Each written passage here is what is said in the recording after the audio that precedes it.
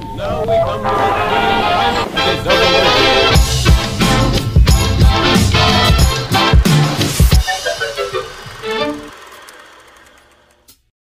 Gusto nyo bang kumain ng malutong-lutong na turon mga kamamsi? So eto na, panoorin.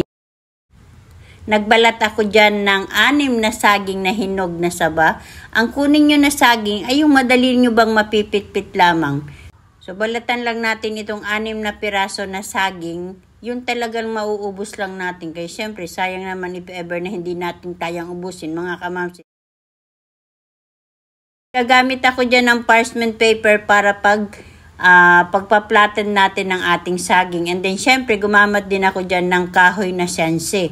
So, ipitin nyo lang niya ganyan yan. And then, mapaplatan na yan. And then, gagamit tayo ng lumpia wrapper. And then, nag-slice ako ng langka.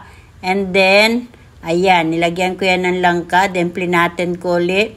Then, gagamit ako ng all-purpose flour at tubig na tinunaw ko para magsilbing pandikit ng ating lumpia wrapper at para naman hindi siya mapasok masyado ng oil. So, ayan mga kamamsi, ang pinaka-result niya. So, gumawa pa ako dyan ng pangalawa para makita nyo talaga kung paano ko ginawa yung ating crispy na turon. So, balutin lang ulit natin ang lumpia wrapper. And then, padikitan natin ng ating tinunaw na all-purpose flour.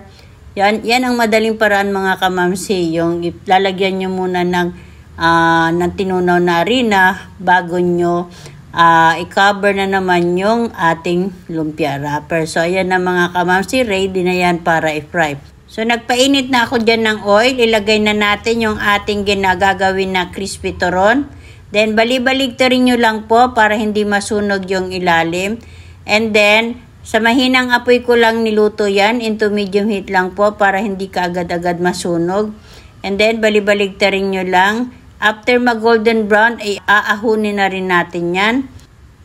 So, ayan mga kamamsi, golden brown na yung ating crispy turon. Tanggalin na natin and then ilagay natin ito sa isang salaan. And then, at the same pot, naglagay na rin ako dyan ng brown sugar and then imimelt ko lang yan, ika-caramelize ko lang and then after na makaramelize, ilalagay ko na yung pinirito natin na crispy turon. So ayan na mga kamamsi, luto ng ating crispy turon. So ayan, i-coated lang po natin yung ating ibang niluto na crispy turon. So ayan na mga kamamsi, wag na wag niyong palalakasan yung inyong apoy, mahinang apoy lang para hindi po pumait yung inyong asukal. So, tikman na natin siya mga kamamsi at napaka-crispy niya. I-try nyo mga kamamsi, napakadali at pwedeng-pwede nyo itong pang-negosyo recipe. Thank you so much po!